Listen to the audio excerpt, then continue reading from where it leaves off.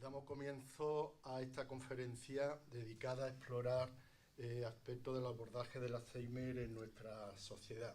En primer lugar, queremos agradecer vuestra asistencia y también queremos agradecer a los responsables de la Facultad de Filosofía el que podamos disponer de este espacio donde habitualmente realizamos este tipo de actividades. También queremos aprovechar para desearle suerte y éxito en la gestión a la nueva rectora de la universidad que ha tomado posesión precisamente en el día de hoy. Mi nombre es José Ramos Galván y estoy aquí como miembro del Foro de Análisis. Para los que no lo conozcan, el Foro de Análisis es una asociación civil sin ningún tipo de vínculo político ni institucional y que quiere promover, fomentar el pensamiento crítico tan necesario en las sociedades actuales, así como a través de espacios de reflexión compartida y también de comunicación y análisis de la información contrastada. El foro, además de este tipo de actividades, esta conferencia, también realiza actividades en un cineclub, en un club de lectura y realiza visitas culturales también. Podéis ver las actividades que se realizan en la página web del foro y ahí también podréis ver el histórico de las conferencias que se han realizado hasta ahora. En la conferencia de hoy conoceremos cómo la Confederación Andaluza de Alzheimer contribuye a la mejora de la atención y de la calidad de vida de las personas afectadas de Alzheimer y de las personas cuidadoras en función de unos objetivos que nos explicará Antonio. Sobre la conferencia de hoy, comentar que el doctor Antonio Sagué Amador es médico con 41 años de ejercicio profesional como asistencial, como gestor y en área de planificación sanitaria. Jubilado en enero del 2019, suma más de 6 años como voluntario experto en Alzheimer, ejerciendo actualmente labores de asesoría para la presidencia de la Confederación Andaluza de Alzheimer. Antonio estuvo vinculado al sistema sanitario público andaluz desde que fuera médico residente de medicina familiar comunitaria en el Hospital Reina Sofía de Córdoba. Ha ejercido distintas responsabilidades como director provincial de atención primaria en Córdoba. En este periodo, en 1986, coincidimos trabajando en un proyecto ilusionante, muy ilusionante, en la implantación de la atención primaria en Córdoba. Antonio como responsable a nivel provincial y yo como responsable a nivel local en la zona básica de salud de Cabra. Era un incordio. Después nuestros caminos se separaron. He dicho que eras un incordio. Ah, sí. No puedes continuar. ¿Por qué sería, Antonio? ¿Por qué sería? Bueno, después, naturaleza. en 1996, se separaron nuestros caminos, yo me incorporé a la Universidad de Sevilla, pero hemos seguido compartiendo muchos momentos y hemos debatido como compañeros y como supervivientes también. Antonio también ha tenido responsabilidad a nivel autonómico, ha sido jefe del Servicio de Planificación Sanitaria, subdirector general de personal del Servicio Andaluz de Salud y jefe del Servicio Sociosanitario de Participación de la Consejería de Salud.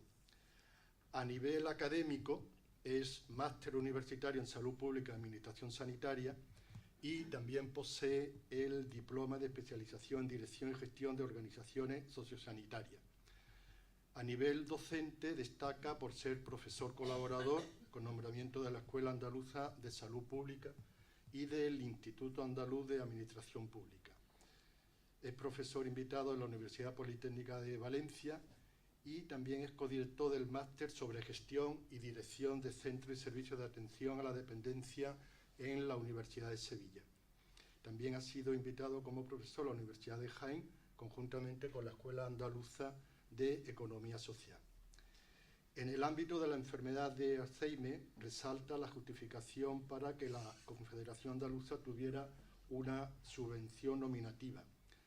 También el diseño y el impulso de la tarjeta Más Cuidado y de la estrategia Al lado con Alzheimer.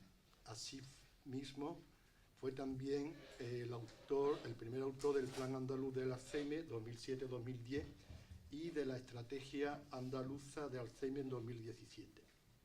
Actualmente figura como parte del Comité Redactor del Plan Integral de Alzheimer y Demencia, aprobado el 19 de septiembre de 2023, representando la Confederación Andaluza de Alzheimer. Es coordinador del PEPA andaluz, el panel de expertos de personas con Alzheimer y también de personas cuidadoras.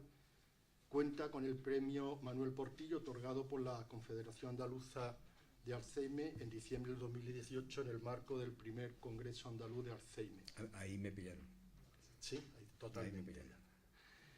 Personalmente, Antonio está orgulloso de ser uno de los fundadores de la Asociación por la Solidaridad y la Paz de Andalucía, ASPA, creada a mediados de los 80, y haber sido responsable de proyectos de cooperación internacional como la lucha contra la lepra de montaña en Nicaragua y los centros de asistencia y formación sanitaria en Guatemala, entre otros proyectos. El doctor Antonio Sagué se define como profesional médico que apuesta por la mejora de la atención y de la calidad de vida de las personas, servidor público cuando ejercía como funcionario en la Consejería de Salud y ciudadano comprometido socialmente con la lucha contra las desigualdades y por una sociedad más justa, igualitaria e inclusiva. Antonio, muchas gracias por estar aquí y tienes la palabra cuando quieras. Ya me conocéis, nos podemos ir.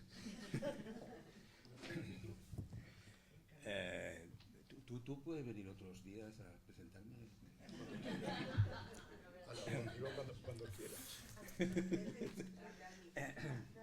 Dale al micro, por favor. Cada uno. Sí. Y aquí también. Vamos a ver. La conferencia voy a dividirla en tres bloques. Uno es una inmersión sobre lo que es las magnitudes, las situaciones del Alzheimer en Andalucía, sobre todo. Lo segundo es cómo prevenir el Alzheimer. Y el tercer bloque será cómo afrontamos el Alzheimer. De este tercer bloque haremos tres áreas muy rápidas, que sería un abordaje sociosanitario. La otra es una perspectiva de cuáles son los momentos críticos de las personas con Alzheimer que se encuentran.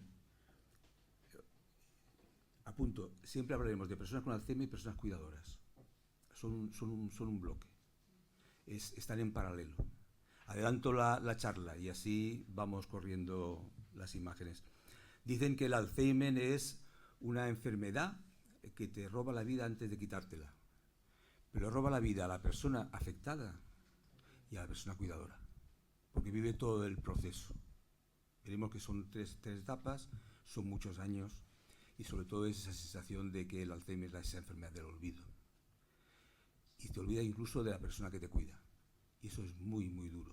Y por eso uno de los principales trabajos que tenemos desde la Confederación, y yo creo que la sociedad entera, tiene que ser cuidar al que cuida. Vamos a ver. Lo primero, si queréis, ya le damos a esto. A ver si soy capaz de darle. ¿No? ¿Sí? ¿Tampoco? Bien. Fijaos una cosa, ¿podéis imaginar que en Andalucía hay... Hola María. Hola, buenas tardes. María Bascón, os la presento, es una de las mejores personas que hay en la Confederación, porque además se carga como directora técnica, como CEO de la Confederación, de un montón de marrones que... Puedes sentarte, María. ¿Os podéis imaginar que hay en Andalucía como 130.000 personas con Alzheimer? Bueno, y de personas cuidadoras el doble. Dale tú.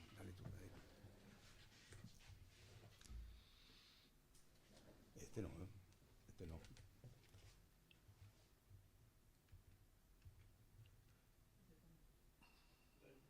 Aquí no. Esto no es.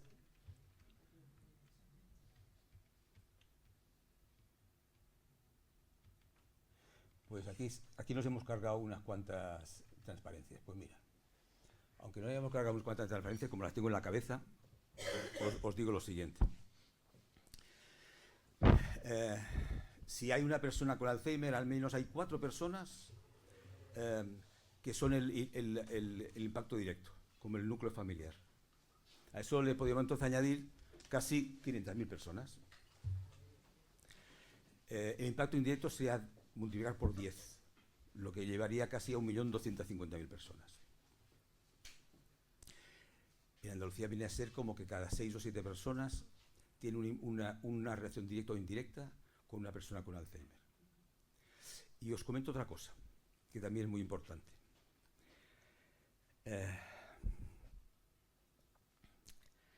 Dentro de 20 años, la Confederación cumplirá 50, pero las personas con Alzheimer se van a duplicar.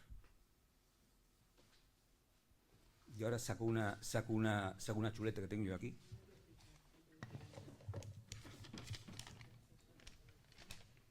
Mira, en Sevilla Capital tenemos previsto que hay unas 12.597 personas con Alzheimer. Es como en el barrio de Nervión, Antonio. ¿Nervión cuánta población hay en Nervión? En mi calle hay aquí 4 personas. No. En población, imaginaos que el barrio de Nervión, todas las personas del barrio de Nervión tienen Alzheimer. Y si multiplicamos por 2, que sería el binomio persona con Alzheimer, persona cuidadora, serían unos 25.000 habitantes. Sería como Los Remedios. Imaginaos el barrio de Los Remedios, en la que solo hay una persona con Alzheimer y una persona que es una sudamericana, que se ve mucho además en Los Remedios, ¿no? Y si lo multiplicamos por 4, nos llevamos a 50.000 habitantes, que es la persona con Alzheimer y su núcleo familiar. Eso sería como tener el Polígono Sur o el barrio Triana, 46.000 habitantes. Todo el barrio Triana con una persona con Alzheimer y alrededor personas cuidadoras. Ahora sí que podemos darle al...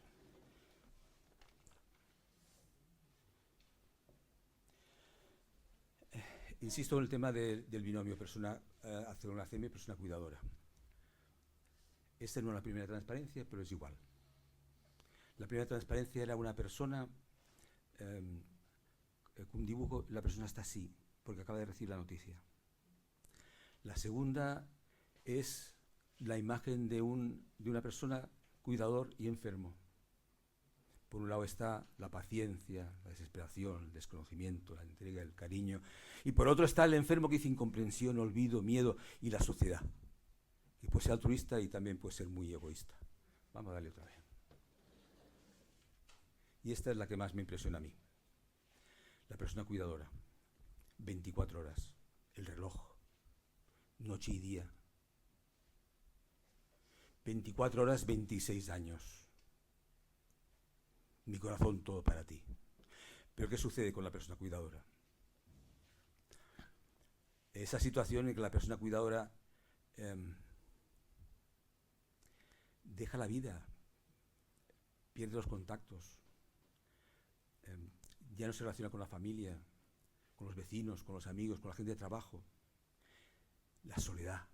Veremos más adelante que nosotros hablamos de la doble soledad, porque la soledad de un cuidador es la peor forma de soledad no deseada, ¿no?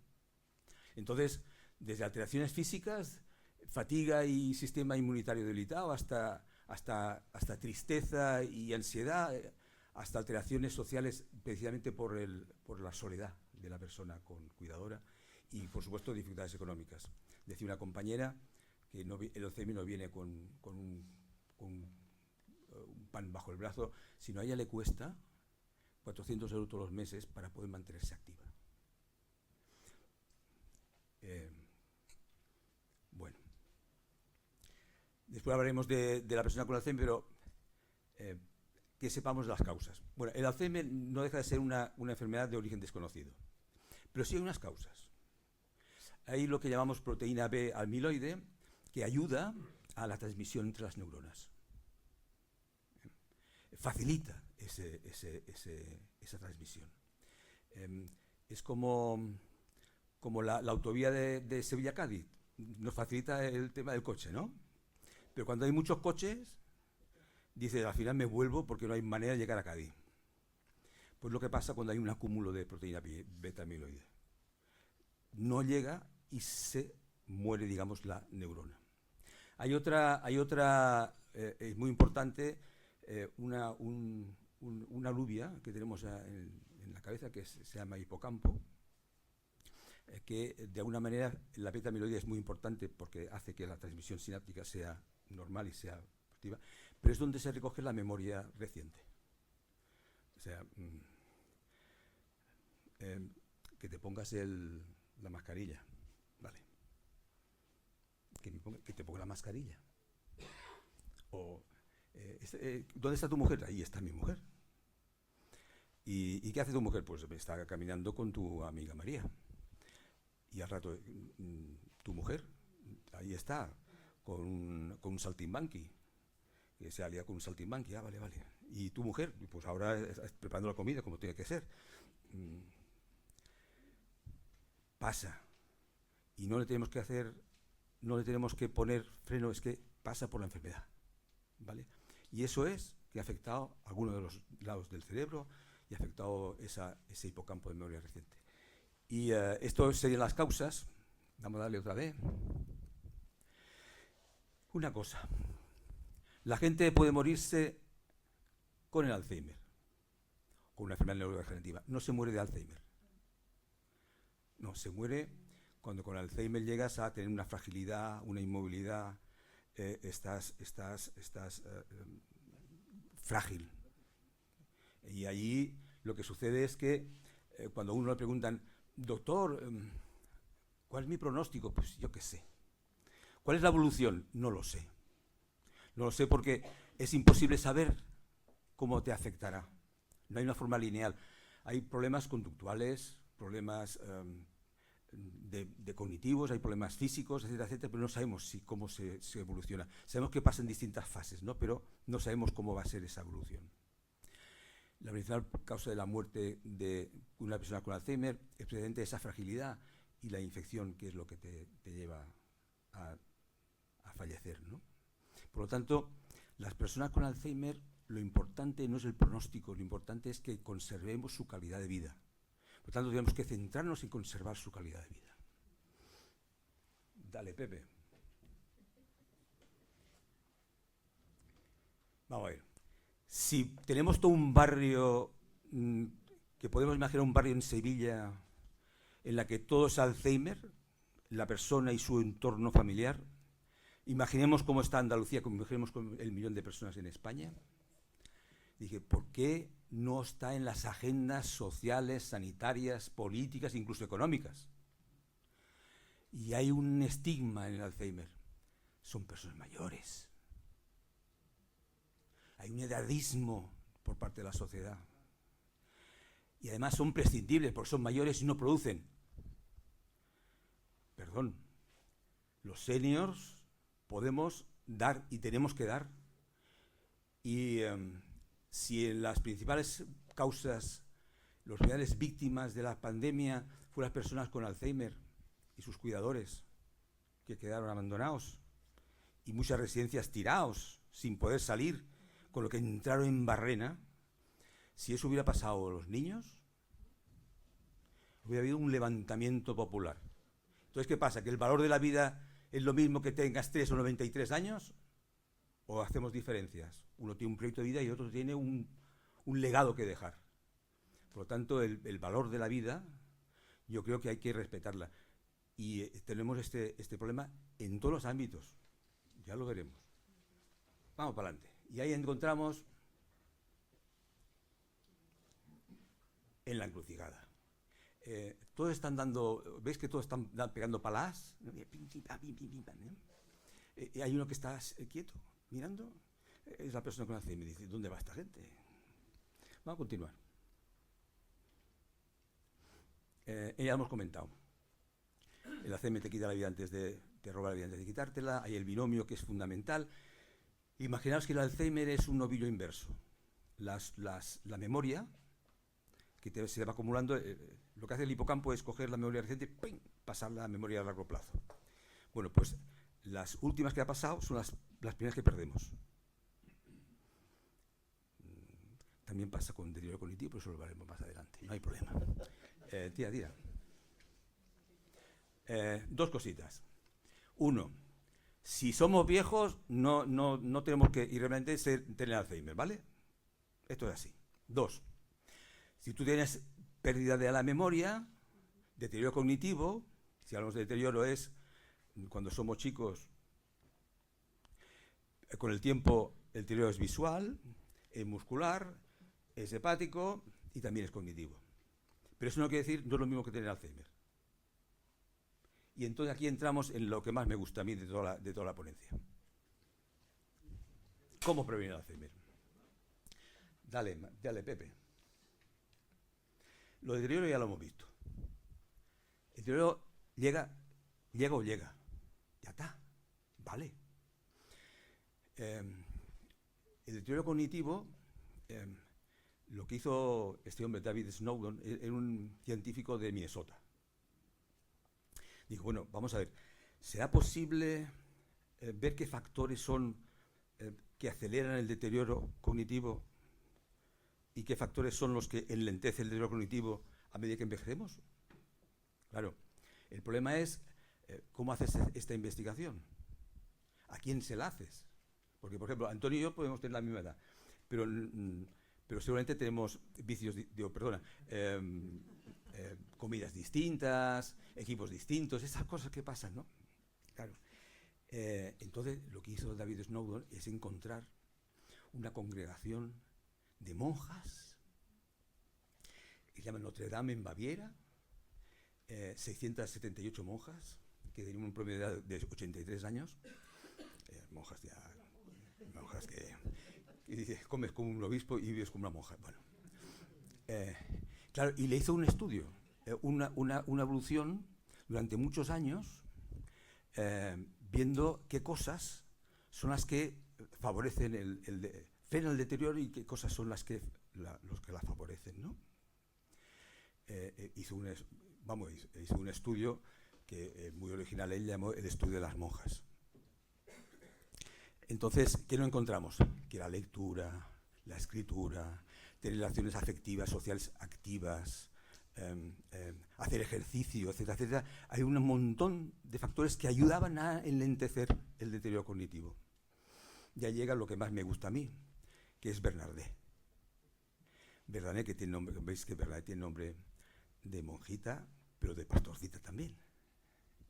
Bueno, Bernadette era una mujer con alta capacidad académica, que había seguido todo lo que es los estudios que se hicieron durante esos 20 años, que lo había pasado siempre con nota alta, se murió de un problema cardiocirculatorio, etcétera, etcétera, y el acuerdo era que le hacían luego una biopsia. Cuando a Bernadette le hicieron una biopsia, encontraban que tenía un estrato neuropatológico acorde con Alzheimer, pero de un grado severísimo. Y no había tenido ningún problema de deterioro cognitivo. No, ningún problema con deterioro cognitivo. O sea, no le habían detectado nada. Y estaba de Alzheimer hasta aquí, con beta-amiloide.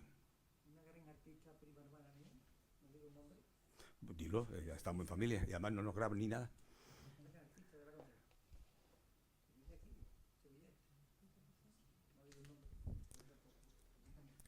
Bueno, pues gracias a Bernadette se ha empezado a hacer muchos estudios para ver qué es lo que pasaba. Cómo es que situaciones así hacían que no hubiera deterioro y no hubiera un rechazo total al olvido.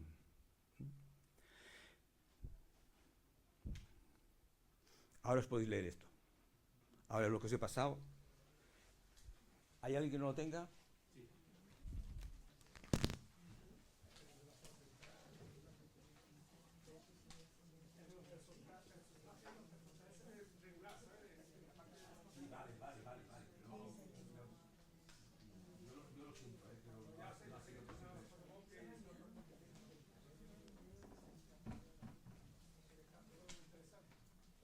Claro, lo más interesante de lo que os acabo de pasar y lo que tenemos aquí es lo que dice en este cachito. Dice, como puedo leer desde aquí, dice, el 40% de las demencias se puede prevenir tratando así los factores de riesgo en las distintas etapas de la vida.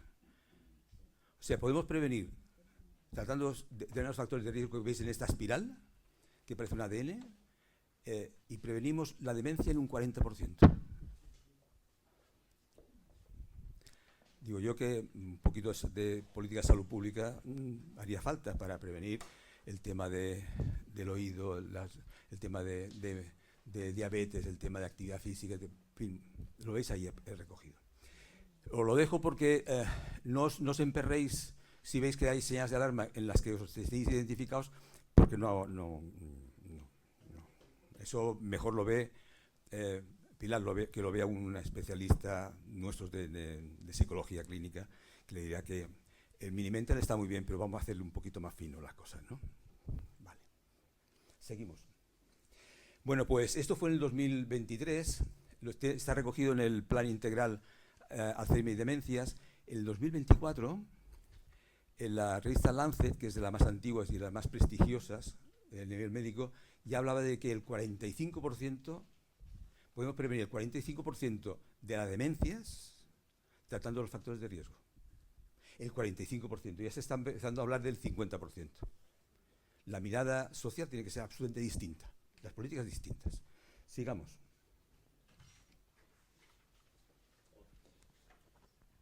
Viene muy bien porque... ahora, perdón, vamos adelante.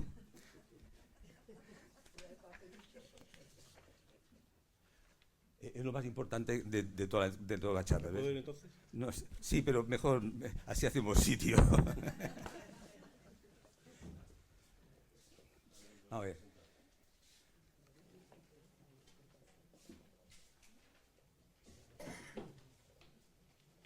No hay problema, no hay problema.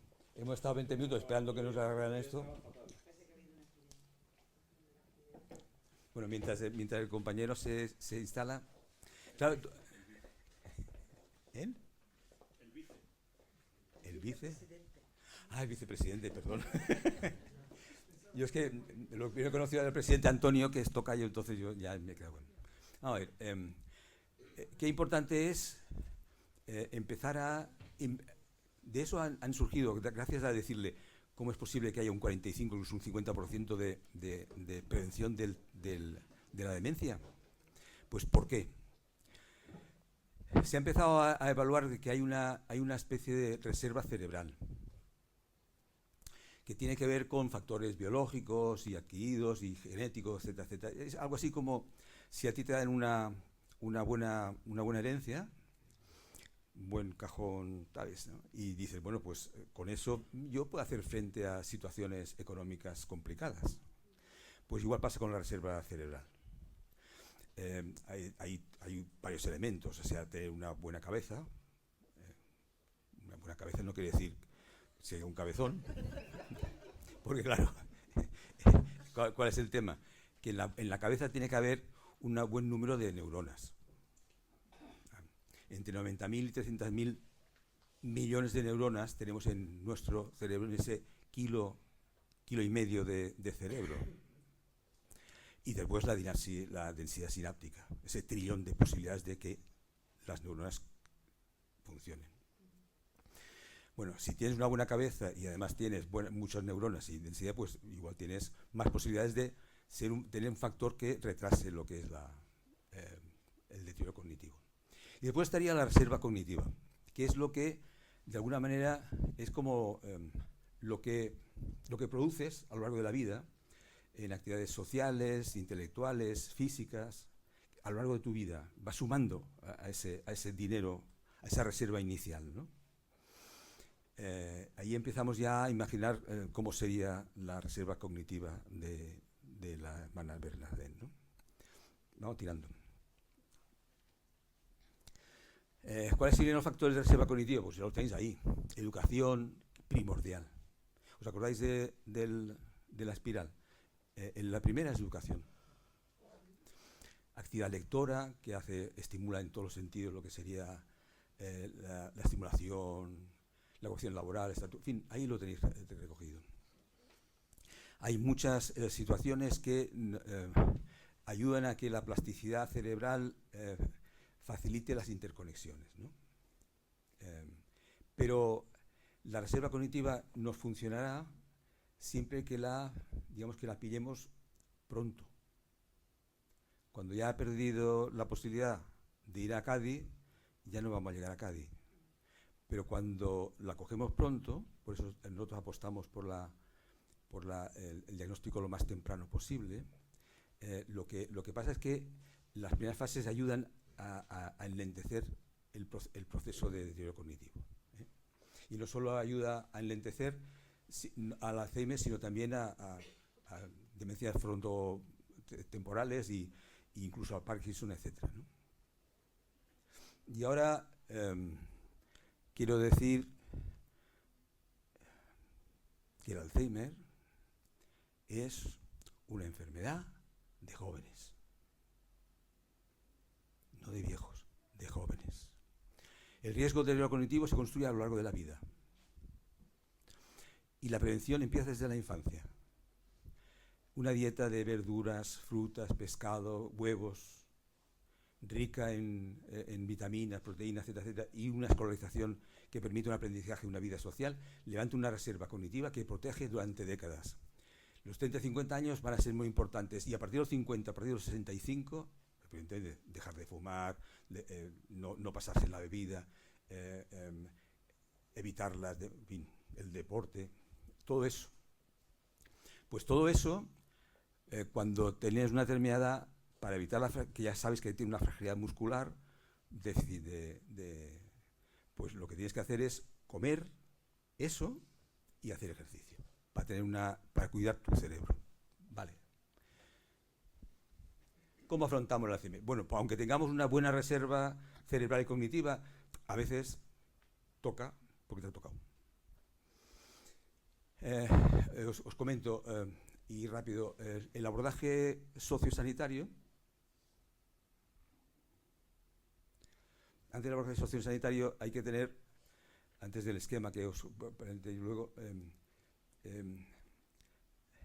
hay que, desde lo social y lo sanitario, tienen que trabajar en la revisión de la historia, en valorar la situación clínica, en revisar los tratamientos, en prescribir tratamientos no farmacológicos, en evaluar la situación de la familia, en darle información a la familia y a las personas con Alzheimer, en informar, en establecer prioridades en los controles. Y lo que está sucediendo ahora actualmente con la atención primaria es que tú vas al médico y te tardas 15 días, al final no tiene tiempo para hacerte ni siquiera un pequeño... Y además, como no sabe que no tiene tratamiento, lo que te dice es, no pasa nada, si usted está muy bien. Son cosas de la edad. Y perdemos la posibilidad de hacer un buen diagnóstico temprano y que la persona desde el principio pueda empezar a trabajar en su vida para enlentecer lo que hemos comentado antes.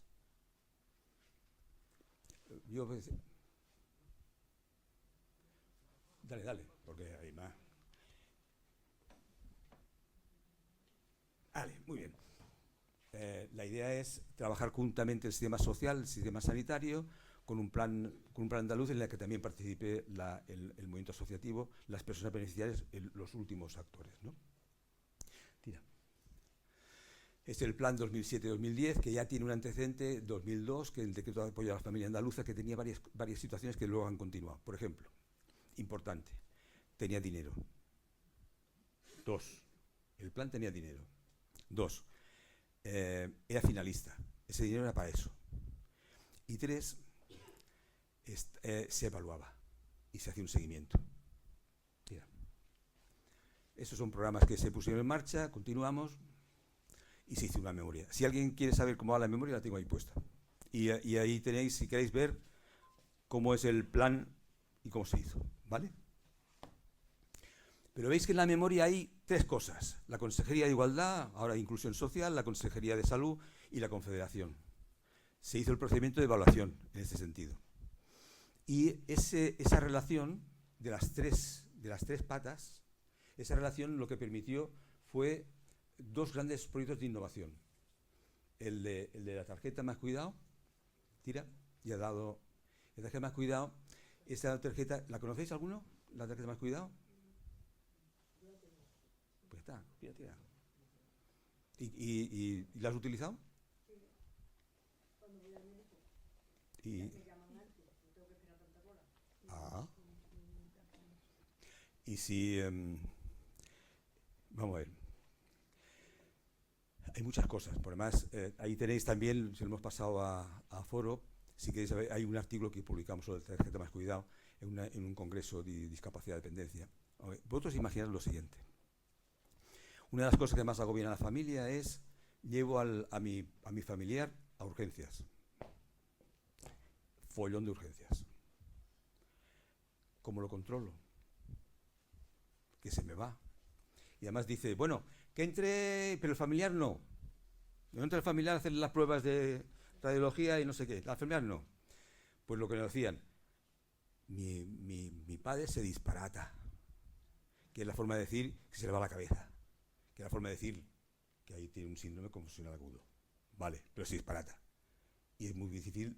Bueno, pues con la tarjeta, de alguna manera, intentamos superar estas situaciones. Y hay todo y es un poquito lo que comentamos de el apoyo a la persona cuidadora, ¿vale?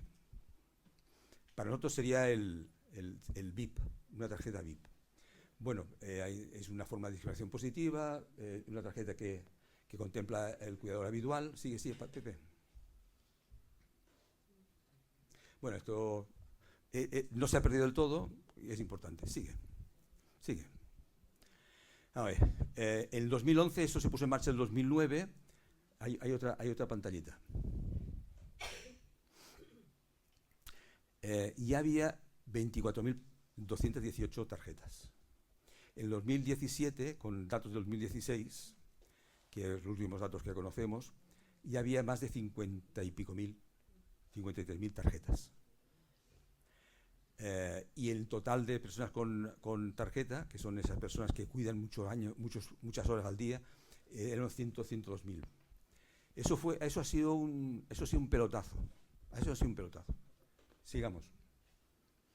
Y sigue, el proyecto al lado. Sigue. El proyecto al lado es ese proyecto en el que es una estrategia de cooperación en el que participan los que prescriben y los que reciben la atención. Se ponen de acuerdo sobre qué áreas de mejora se pueden poner en marcha. Pero no en general, porque veréis que aquí tenemos, para quien quiera, toda una publicación. Pero luego, cómo se aplica en Ronda, no es lo mismo que se aplica en Granada, o en Almería es lo mismo que se aplica en Huelva. Tía. Este es el libro. Hay cositas muy interesantes, desde el duelo a todo lo demás. El itinerario de atención compartida es sobre todo para que veáis un poco cómo es la evolución del al lado y cómo lo estamos mirando, ¿no? Desde la sensibilización hasta la sospecha, con tía al final de todo, tía, más tía, y al final, la R de recuperación. Y ahora lo de abajo, que me interesa mucho.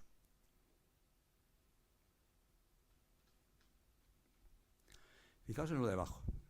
La persona con Alzheimer y la persona cuidadora. Falta una. Es la situación en la que realmente se encuentra. Lo veis más adelante. Al principio se comparten las cosas. Después, a medida que avanza la enfermedad, la decisión la va tomando más la persona cuidadora. Hasta que llega un momento en el que la persona cuidadora tiene que tomar todas las decisiones.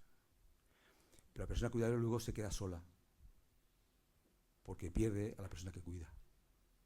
Y durante todo ese proceso, que puede durar no 26 años, pero sí 10, 12, 16, se queda sin proyecto de vida, porque os comentaba lo de antes, porque ha perdido las relaciones. Nosotros somos personas racionales, pero también relacionales, y eso realmente hunde a la persona, ¿no? Por eso hay toda una línea de trabajo en ese sentido que ya os contaré rapidito porque me gustaría luego tener un debate. Tira, tira. Es un poquito las mismas áreas. Lo de la noticia lo voy a contar ahora. Tira, tira.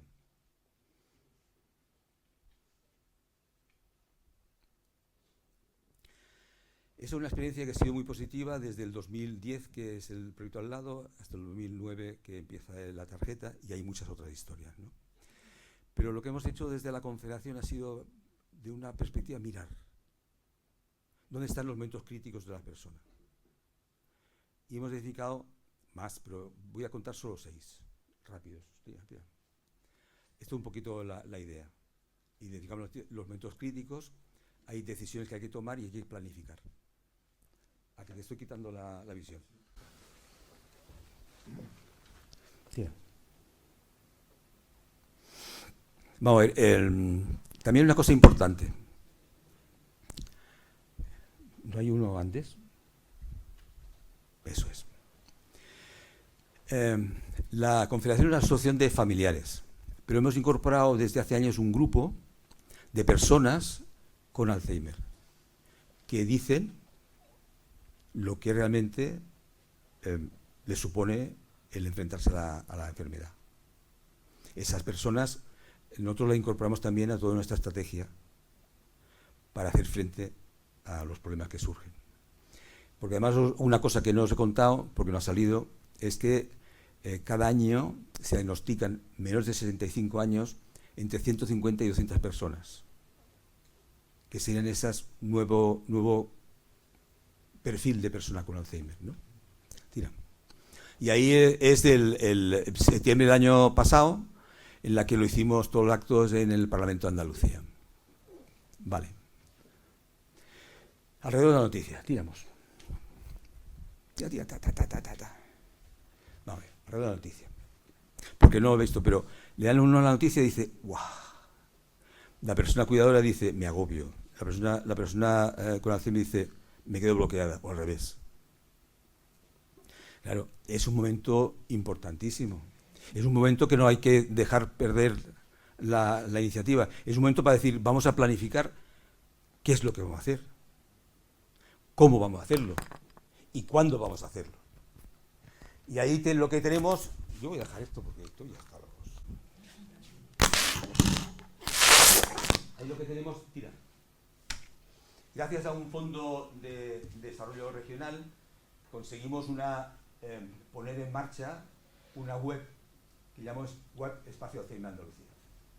Esa web, además, tenemos incorporado una línea telefónica 24 horas al día, 365 días al año, y en esa web tendréis mis chuletas. Tendréis, por ejemplo, pregunta al experto, un chat de experto. Tendréis el ¿sabías qué? Una serie de preguntas ya tabuladas, más de 150, más de 200 en síntomas, diagnóstico, genética, tratamiento farmacológico, atención primaria, complicaciones médicas, paliativos, cuidadores, legal, asociaciones, donde ahí también veréis qué asociaciones hay en cada sitio.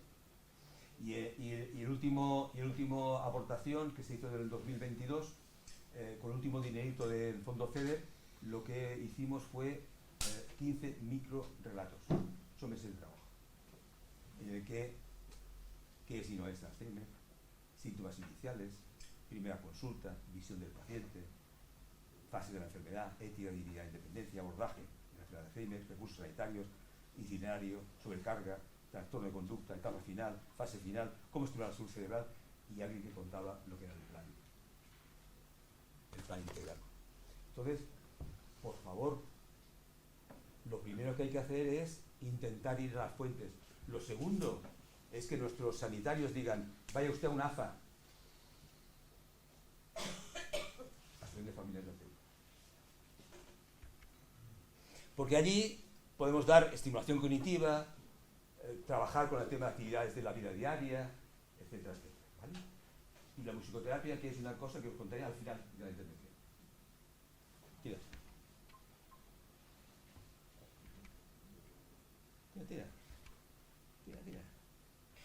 Otra cosa. Tú estás y sabes, y tu familiar sabe, que al final te vas a olvidar de las cosas. No vas a poder decir lo que yo quiero. Los derechos subjetivos.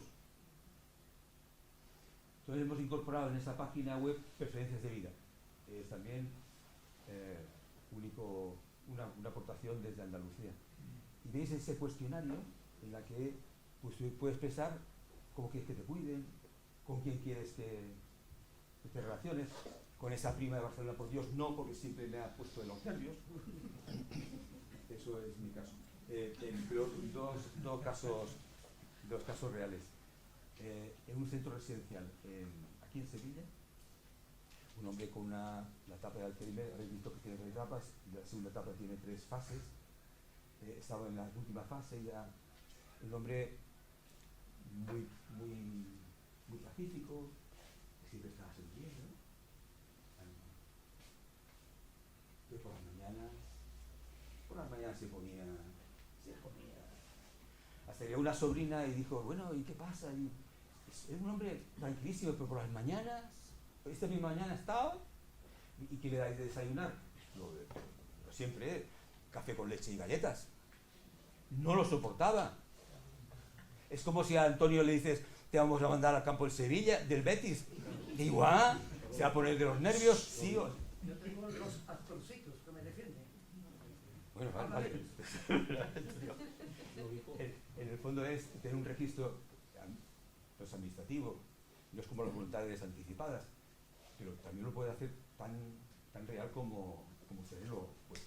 Por además ayuda a que la persona, bueno, pues la persona dice, ya sé, se gana, y la persona que cuida, no le vendrá el Joseba del cruce y dice, estás tratando a mi madre como si fuera una perra y tal. No, ve, está esto apuntado, que te calles.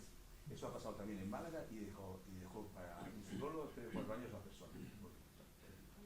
Entonces, nos parece muy importante. Tiramos. Me duele una risa, voy a ir más fácil.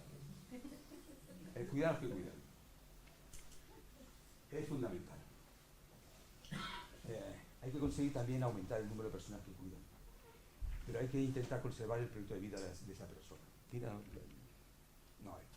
Esto lo puede contar muy bien Pilar y todas las compañeras de Asociación Sevillana Lucha contra el Alzheimer. Plan de acogida. Información sobre la enfermedad. Asesoramiento social, sanitario, jurídico. Hacéis apoyo psicológico a la persona cuidadora. Hacéis muchas veces mediación familiar porque la familia se pone y si hay una herencia ni te cuento. Claro.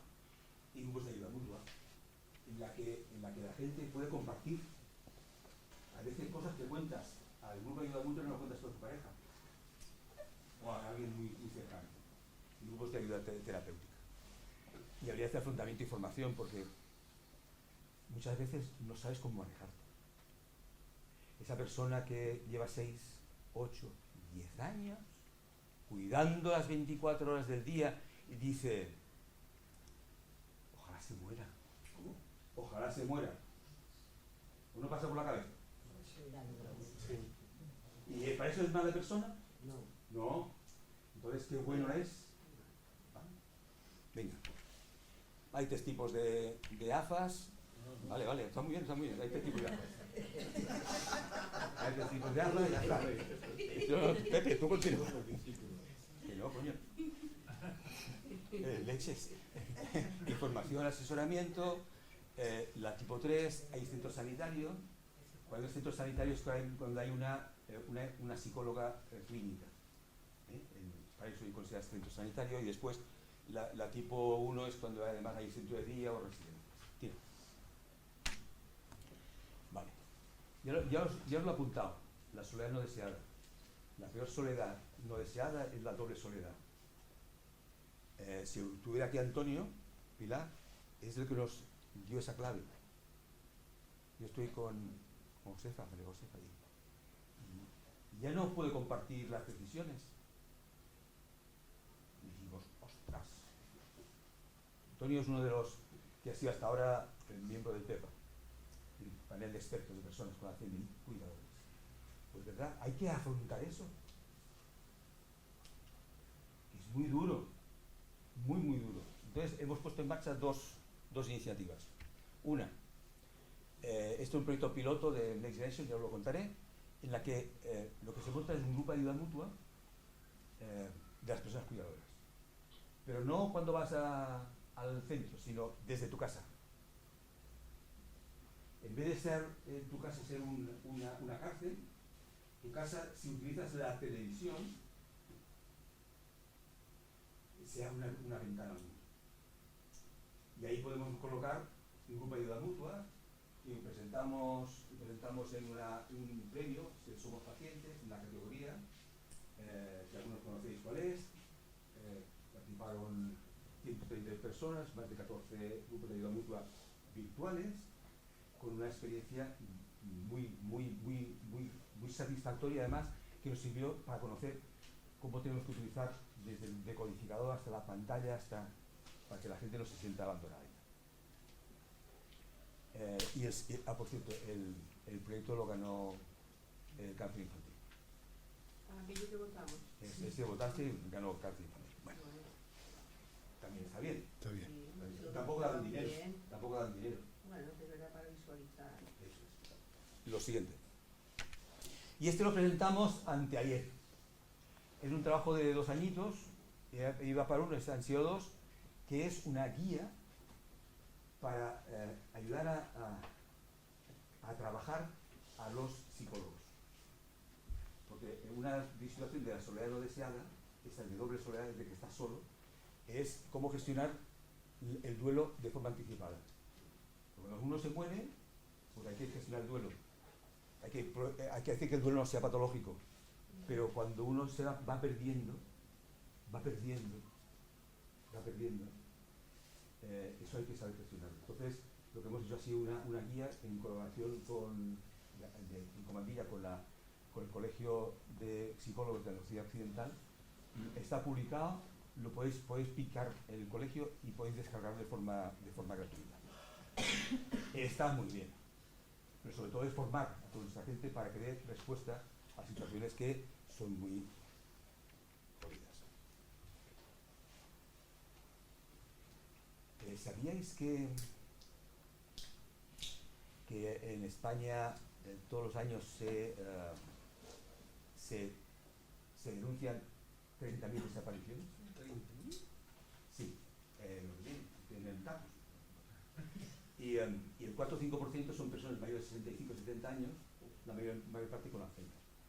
Entonces estamos hablando de 950.000 personas, o casi 1.000 y pico, que contabilizamos el año 2022, 23, que habían sido catalogados desaparecidos. Claro.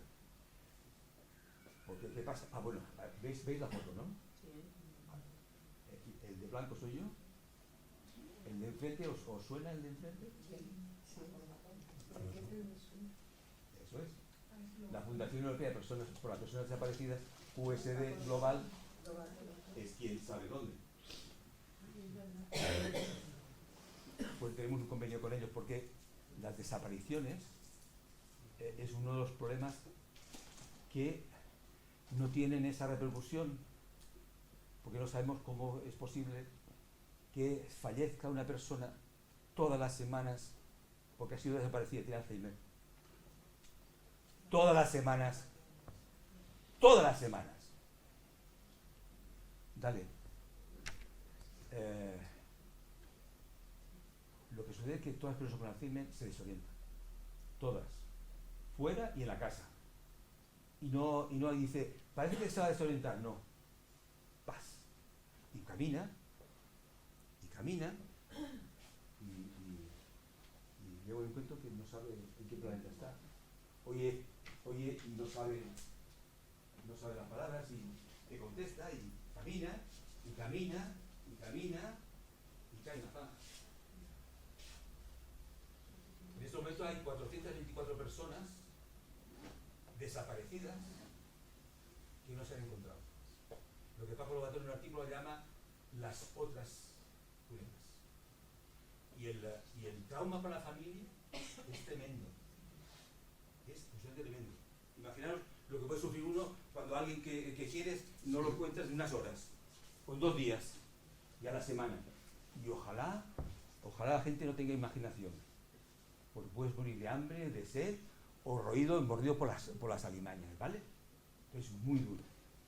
Entonces es un tema que queremos abordar como sea, de la mano de QSD. Esto, Paco, en Mairena Jarafe, el 13 de diciembre, o sea, dentro de un día son 3 años. Era médico del centro de salud, medalla de Mairena, y se perdió y se denunció. Cuando tienes Alzheimer no hay que esperar ni 24 horas ni hostias. ¿Qué día? Pero hay que ir a contarla, ¿vale? Imaginaos que esta mujer no lo encuentra la Guardia Civil y el 13 de diciembre lo pasa al raso.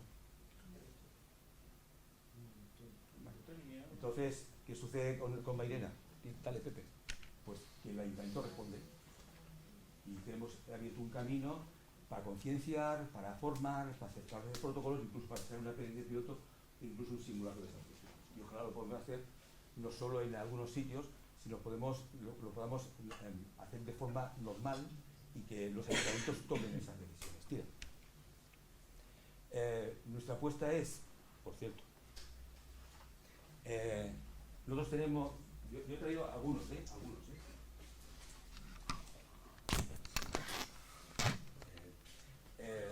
¿qué hacer con,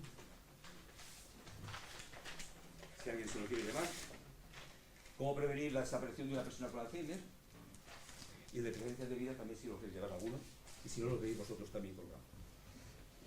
Convertirlo en un díptico, hacer un microrelato también y trabajar en un taller sobre el terreno. Tira. Eso es lo mismo que al lado, pero pensando en personas en riesgo de desaparición. ¿Vale? Ahí estarían representados todas las, digamos, asociaciones, el ayuntamiento, por supuesto, etc. Tira. Otra cosa importante. Tenemos una persona con Alzheimer con deterioro cognitivo. Tienes que empezar a pensar qué haces con tu casa. Si tuviera un problema de discapacidad motora, pues sabríamos qué habría que hacer. Pero con deterioro cognitivo, no es extraño que alguien se levante de la cama y al final...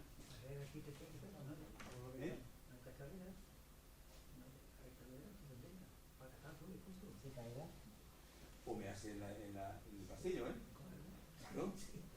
Entonces, ¿qué es lo que sucede? Que nosotros hemos establecido un convenio de colaboración con la Universidad de Sevilla y con ese grupo de Health Architect and City de Santiago Quesada.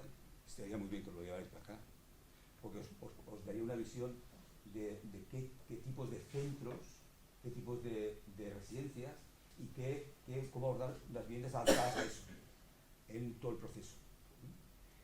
Porque además os comentaba que la estimulación no solo nace de la estimulación cognitiva a través de una pantallita, más de juegos, el sudoku, sino también del espacio. Vamos a darle, esto tiene un nombre que nunca me sale, Sol en el cielo. Bueno, es la oportunidad de poder pasear, dedicar tiempo a bienestar, de relajarse, de contacto con todo el entorno. Con el proyecto QSD, QSD lidera este proyecto, con el Entente de INAJAR, establece de Córdoba, arquitectos y nosotros, para establecer caminos habitados y seguros. Y también estamos pensando que en algún momento podamos tener incluso una fuente de olor, que es una de las cositas que menos se pierde.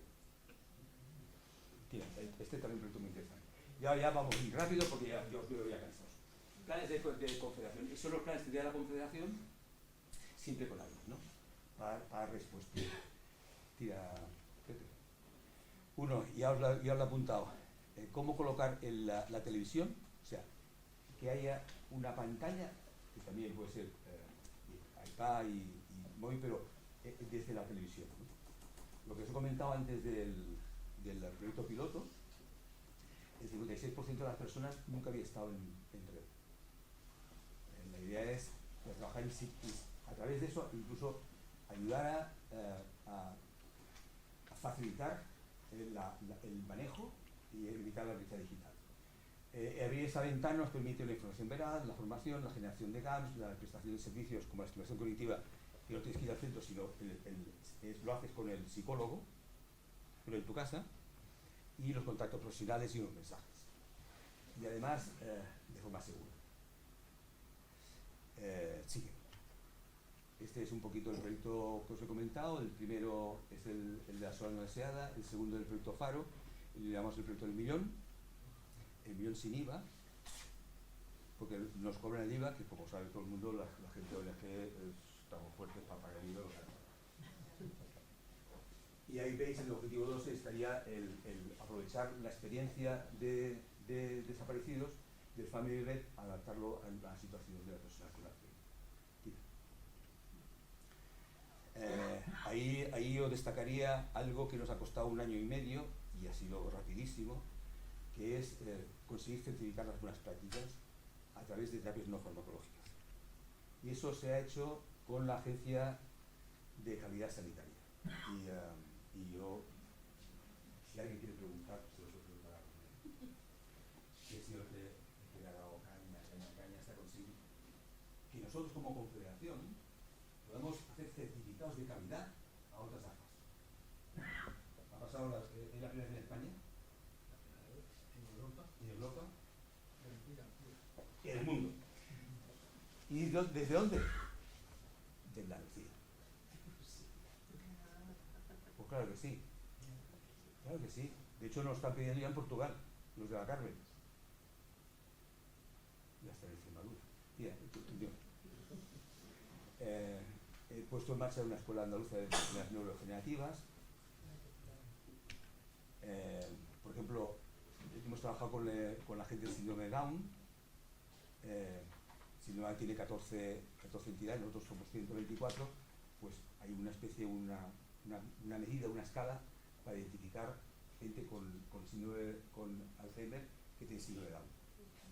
Que ahí es complicado, pero ¿lo hacemos o no lo hacemos? No lo hacemos. Pues tira. Ya termino, ya podéis descansar. 2 cositas. Una, no hemos conseguido que eso cuaje, aunque hayamos presentado 3 proyectos a subvención, que es impulsar el sistema personalizado de dosificación. Eso es un acuerdo con la Sociedad Española de Farmacia Clínica, Familiar y Comunitaria, y el sistema personal de dosificación es algo así como un pastillero, pero por un farmacéutico, y eso cuesta un dinero por el tiempo del farmacéutico. Pero a las personas cuidadoras les quita una carga de que además tengo que manejar lo del medicamento. Y este último de los que ya, este es recentito, que es poner la música como uno de los elementos de estimulación cognitiva. Genera bienestar, es un elemento de salud. Se está dando en algunas AFAS, pero queremos popularizarlo. Queremos que sea además reconocido y recogido. Y queremos, porque ya tenemos un primer acuerdo. Esto es sorpresa, Pilar. Esto es sorpresa. Tengo un primer principio de acuerdo con la Fundación Miguel Ríos por el rock y la solidaridad. Ahí estamos. Ellos van a poner en marcha en enero, a partir de enero, un coro en Granada, un coro con personas con Alzheimer y personas cuidadoras. Entonces la idea es que al final, como además vamos a celebrar el 4º Congreso Andaluz de Alzheimer en noviembre en Granada, imaginaos que después de las autoridades, un coro de los nuestros. Y lo firmamos con Miguel Ríos. Así va a estar el Congreso. Esto ya está. Hay un compromiso claro en ese sentido. A ver si es posible del coro, y nuestro apoyo va también a conseguir que con la música sepamos hagamos tags y hay donde se estimula la ciudad. Pero eso es un proyecto de investigación distinto. Ya seguimos. Acompañamos, ayudamos y si podemos resolvemos. Los objetivos de la Confederación: intentar evitar al máximo la incertidumbre cuando tienen la noticia o en distintas fases. Intentar minimizar el sufrimiento. Yo siempre pongo un ejemplo. Imaginaros en un hospital de Almería, un bata blanca con el forendo colgado, es ginecólogo y va a darle la noticia a una familia que anda un niño síndrome de Down. Hay una habitación con 2 camas. Una a noticias con globos y otra la mujer. Y el pacto del médico es decir, hijo, esto es porque nosotros no va a ser grabado. Para que usted me entienda, su hijo es tonto y no hay nada que hacer. Es lo mismo cuando dicen no hay nada que hacer porque tienes Alzheimer. Ya han hecho todo lo posible. Mentira. Demostraremos que somos rentables socialmente, igual que cualquiera de las series de ayuda mutua, y queremos ser económicamente sostenibles. Entre otras cosas, por decir no. A eso no. O simplemente decir no nos cagamos. ¿Vale? Y eso no implica que nos cruzcan. Sí. Y a ver, eso rápido. 124, 39 centros de día, 5 residencias, 108 centros sanitarios. Veis que flojeamos en la Almería y en Granada. María, somos más de casi 21.000. Sí. El año 24. Ya estamos 21.000. Profesionales. 600. 1.600. ¡Guau! 1.600 profesionales. ¿Y voluntarios? 1.700. Tira. Somos una potencia. Aquí tenemos son datos del 2023 también, las personas que se atienden, las plazas concertadas, etc. Como vamos a dejar la presentación, lo voy a poner aquí. Y al final, os puedo decir que en 2024 hemos sido medalla de Andalucía de investigación. Nosotros tenemos un acuerdo con Pablo Lavide para apoyar la investigación y detección precoz a través de la saliva, de la ciencia y la salud.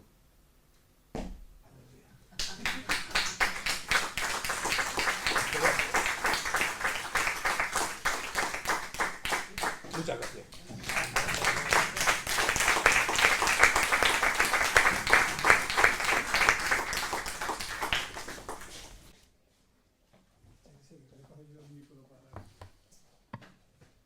Bueno, ahora abrimos el coloquio, el turno de preguntas.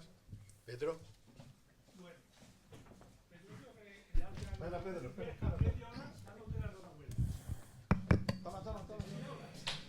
No hace falta que escuchen, que sabéis todo. Vale, me parece que estoy haciendo... Vamos a ver. Te digo eso porque yo he sido cuidador de mi madre desde el año 2011 hasta 2020, que tuvo que entrar a la residencia porque se cayó, se partió la y yo he podido llevar delante eso solo porque la familia desapareció, ¿vale? Y yo he seguido desarrollando mi trabajo complicado de periodista, en fin, y demás. Y te tengo que decir una cosa, que de esto no se habla, que de esto no se difunde, que esto no se habla, que, vamos a ver, que sí, he visto muchas cosas ahí y demás, pero a mí me sorprende de que, por ejemplo, mi madre le costó mucho trabajo meterla en un centro de día, el centro de día ya entró, tuve que hacer una serie de temas administrativos imposibles, que tardó no sé cuánto en darlo, cuando después, en fin, todo en ese plan. Y entonces, cuando yo estaba una vez en la Confederación de Empresarios de Andalucía, que estaban allí un montón de gente y tal, y entonces yo estaba pendiente de que, le dieran algo, que mi madre reconociera una serie de cosas.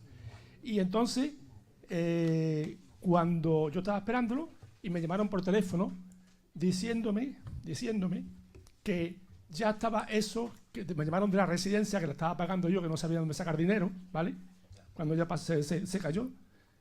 Y cuando me contestan, me llaman por teléfono, mira, ya hemos logrado que de esto.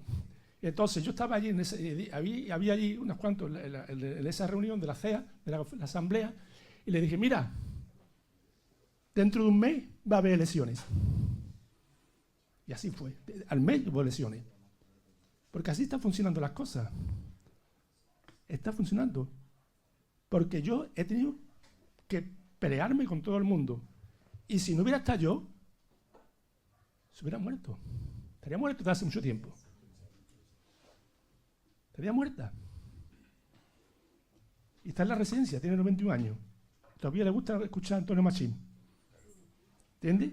Entonces, pero yo lo que yo he visto por todos lados, cortapisa, complicado, y porque yo soy muy cabezota. Muy cabezota. Entonces, yo lo que... Además, hace 1 año y medio, esto es importante que lo sepáis, ¿sabes? Porque yo estuve hace 1 año y medio en un evento, que a mí me invitan a muchas cosas, ¿vale? Y en ese evento estaba la consejera de salud. Y estaba hablando del tema de mi madre, estaba hablando allí. Y todo lo que hablaba, que a mí me mordí la lengua por no levantarme y hablar, porque además no te dejaban, porque eran con papelito, ¿vale? Y esta señora, lo que le preocupaba es que resulta que desde el Estado, desde Madrid, que ellos estaban tratando de que estuviera todo el mundo acogido por toda esta historia, de si todo lo que hay alrededor. Bueno, pues decía que ya yo he conseguido no sé cuánto, pero todavía me falta lo de la central, o sea, del gobierno central, no me tienen que dar no sé cuántos para poder no sé qué tener residencia en historia. Pero vamos a ver, no dijo nada de los enfermos, ni que se estaban muriendo constantemente, por los dos lados. Eso es la realidad. Realidad que yo soy periodista y de esto no se habla nada en los medios de comunicación, nada. Pero nada es nada. O sea que estoy especializado en economía de empresas, pero yo conozco a todos los periodistas y estoy enterado de todo. Y estoy indignado y sigo indignado. Y me está funcionando la cabeza porque yo estoy enfadado. Si no estuviera enfadado estaría atontado a lo mejor, que he cumplido ya 68 años, que ya está en la época peligrosa. Aún sigue siendo joven. ¿Joven? Bueno. Pedro, no te vas sin que deje mi tarjetita como médico voluntario, ¿vale? Yo hay 7 años que llevo yo... No, pero puede ser periodista voluntario. Claro. No. Aquí está bien rajar, pero aquí hay que poner también la... Yo he optado por la puerta giratoria. Yo he pasado de la administración aquí hace 7 años. Cumpliré ahora 7 años. Y yo creo que tenemos mucho que decir. Cuando Pedro hablaba, cuesta que el médico cabecera te mande al neurólogo. Cuesta. Bueno, Pepa de Puerto Real te puedo decir que le costó 2 años. Cuando le dijo, mire, es que yo era una profesional de educación, hacía proyectos, etcétera. Se me ha olvidado la tabla de multiplicar y empiezo a hacer faltas de ortografía. Se tarda 1 año y medio para llegar al neurólogo en Sevilla y 2 años y medio en Jaén. Y cuando ya tienes el diagnóstico y lo presentas a dependencia, ahora los últimos datos que publicaba más Diario Sevilla hace unas 2-3 semanas son 534 días. 2 añitos más. Eso es lo que pone la ley. La ley no pone eso. Cojones, pues claro que no pone eso la ley. Igual que dicen, yo te aconsejo que mires, o si no te lo envío, el informe de los profesionales directores de residencias. en Andalucía, en toda España, y verás el nivel que llega de dinero desde el gobierno central y cuándo empezó. Lo que estaba diciendo la consejera era una mentira. Era una mentirosa. Vale. Sí, tranquilos todos. Porque lo importante es hacer entre todos frente a una situación que en muchas casas es dramática. Yo estoy convencido que sin tu presencia, tu madre estaría muerta, desquiciada, con úlcera hasta arriba, etcétera, etcétera. Y eso es lo que nos encontramos todos los días, sí o sí. Entonces, en santa indignación, ¿por qué crees que he dicho yo quiero ser económicamente sostenible? Para decir que no pasamos por. Pero para eso tenemos que ser fuertes.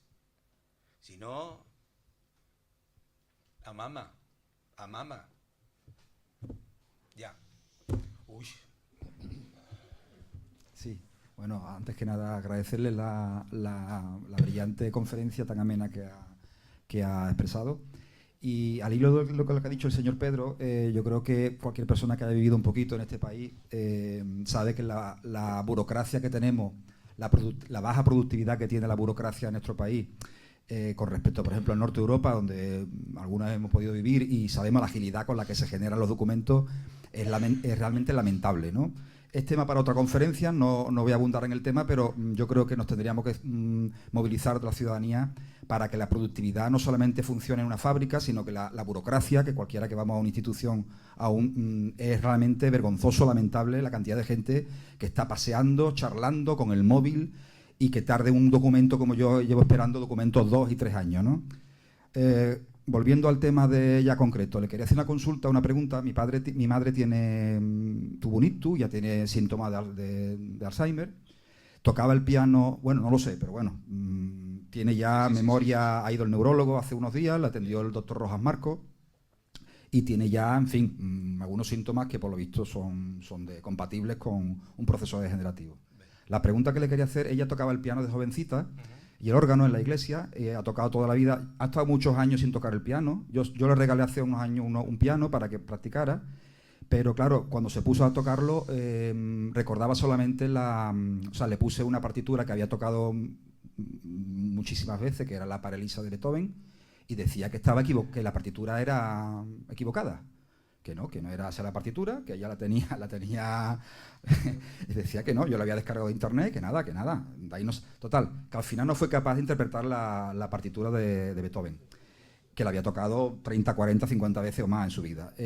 Recordaba solamente la escala musical. Entonces mi pregunta que le quiero hacer es, ¿conviene o sea, motivarla, forzarla a que intente recuperar la capacidad de interpretación de esa partitura? Yo no le quise agobiar en principio para que no estresarla, porque claro, que una persona se confronte con que ella sabía tocar el piano y ahora nada más que toque la escala, debe ser muy, muy frustrante, ¿no? Pero yo como doctor que es usted y experto, quería saber si eso de alguna manera se puede ir recuperando en una persona que tiene 86 años. Muchas gracias. Tenemos aquí a gente más experta que yo, en ese tema. Vamos a ver, sobre todo. Aquí estamos para discutir con nosotros. Pero pues si quiere que conteste. Bueno, lo hago rápido. Una persona inteligente como ha sido tu madre,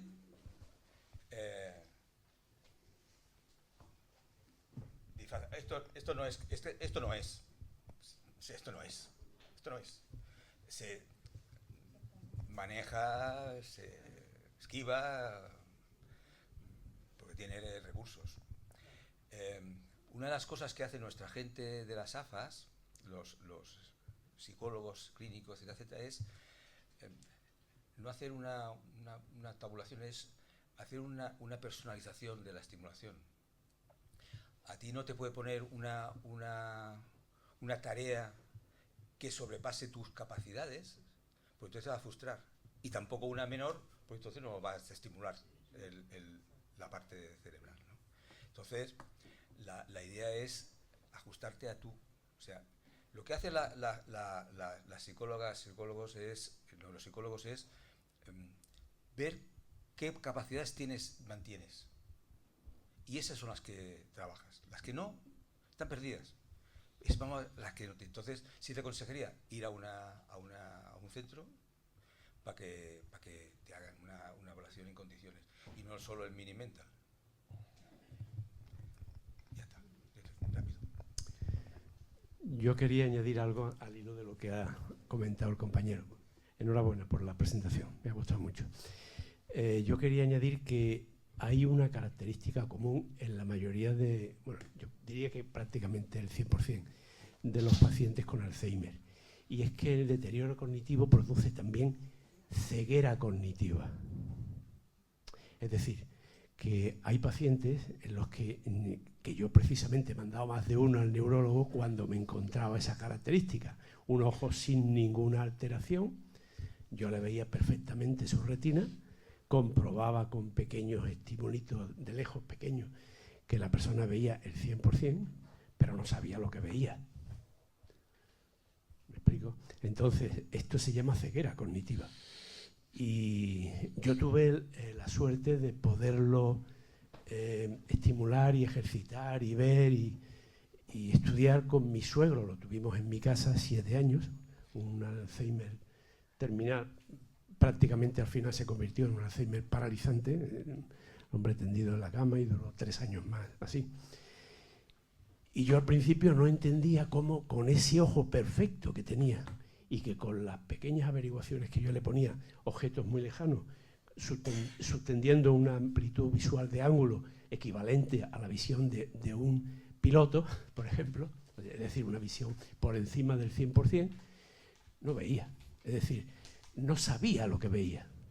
Y eso es lo que le pasa a la madre del compañero, que quizás el oído, tengo entendido que con el Alzheimer es lo último que se pierde. De oído es posible que pueda tocar el Parelisa, pero no sabe interpretar los fonemas de la partitura. Entonces lo que le falla a ella es la traslación de percepción-interpretación. Eso se pierde. Bueno. Pilar, sí, ¿no?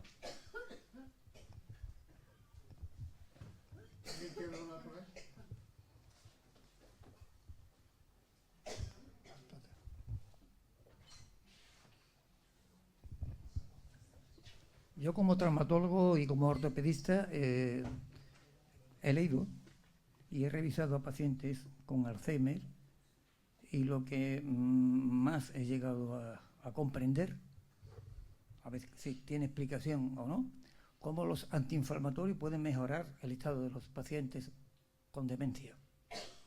Antiinflamatorios, ¿eh? Ojo.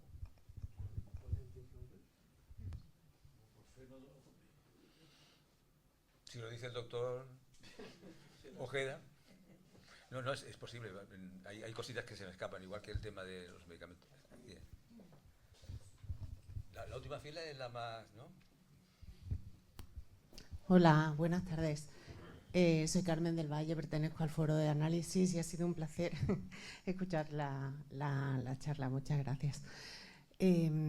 Como cuidadora o familiar de hija de una paciente con Alzheimer, a mí me gustaría reivindicar, y no lo he escuchado y echo de menos, y es una labor, a lo mejor, o por suerte o por desgracia, que veo que demanda la sociedad y hay un vacío. Es decir, cuando alguien se la diagnostica de Alzheimer, primero hay una presión social y una presión individual, tanto familiar como individual, sobre la falta de perspectivas. Es decir, es un muro en el que no hay salida, y a mi madre cada año, cada vez que iba al neurólogo, les recordaba que tenía Alzheimer y solamente la palabra le hacía llorar, y nosotros le decíamos: pero mamá, si estás asistiendo a cursos de estimulación cognitiva, si es que estás estupenda, no te agobies, si es una palabra. O sea, es el daño de la palabra. Eso como preámbulo. Y lo que quería proponer, ya que es una confederación andaluza con todo el poder, que tiene a nivel social o periodístico o en la difusión de los medios es que la mayoría de las familias esconden al familiar de Alzheimer. Y el mismo familiar de Alzheimer se esconde. Es un proceso de vergüenza, es un proceso de no quiero pedir ayuda porque tiene Alzheimer y entonces no queremos que la gente se dé cuenta del proceso de la pérdida de todo eso que ha sido y que ya no es, porque se está valorando como dejar de perder la identidad que ya tenía. Entonces yo demando, quizá hablo de suerte porque mi madre fue diagnosticada hace más de 15 años y todavía está aquí dando vueltas y bueno, aunque no se acuerde 5 minutos de lo que ha pasado ni de lo que va dentro de 5 minutos después, pero sigue activa, ella dice que cocina, que tal y que cual, todo falso obviamente, y que tal, pero ella sigue en su mundo de actividad frenética, lo que pasa que ya está un proceso un poco más degenerativo y violento, ya conocéis perfectamente la evolución. Pero hasta ahora...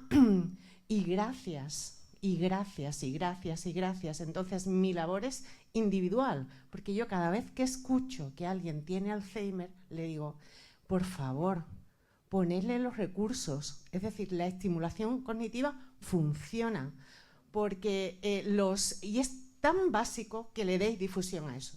O sea, la Junta de Andalucía, todo el mundo tenía que tener un protocolo de actuación, que hay Alzheimer y hay medidas para ir retrasando el proceso, por lo menos ese ha sido el caso de mi madre. Y yo creo que eso crea unas expectativas y un desconocimiento, y no digo a nivel, porque hay gente con una formación universitaria y tal, que desconoce que esa estimulación cognitiva es muy útil. Mi madre a los 2 años estaba mejor que al principio, que fue diagnosticada. Y los compañeros, tenía compañeras que perdieron, o sea, se olvidaron de leer y volvieron a leer. Y tenía un compañero, ella muy chulita, sí, porque hay que ver que no se sabe, o le preguntó tal, porque es la competitividad de los niños pequeños. Y era un señor médico con 50 años, mi madre tenía 70. Y el proceso deteriorativo del deterioro es diferente. Pero lo que quiero decir que hay una serie de años o una serie de técnicas que nos hemos encontrado con profesionales buenísimos y que trabajan muy bien. Y hay una parte de la sociedad que desconoce esto y que esconde al paciente y que lo releva a una especie de autismo social tan triste y tan vergonzoso. Si mi madre se pone a bailar en medio de algo y tal, yo digo, es que tiene Alzheimer, por favor, tal. Tienes que pasar un poco de vergüenza, pero por lo menos está ahí, no la escondemos. Hasta no sé cuánto durará esto, ¿no? Pero quiero decir que tenéis una función, una responsabilidad enorme en ese protocolo, en ese cambio de mentalidad en relación a la enfermedad. Ya está, muchas gracias.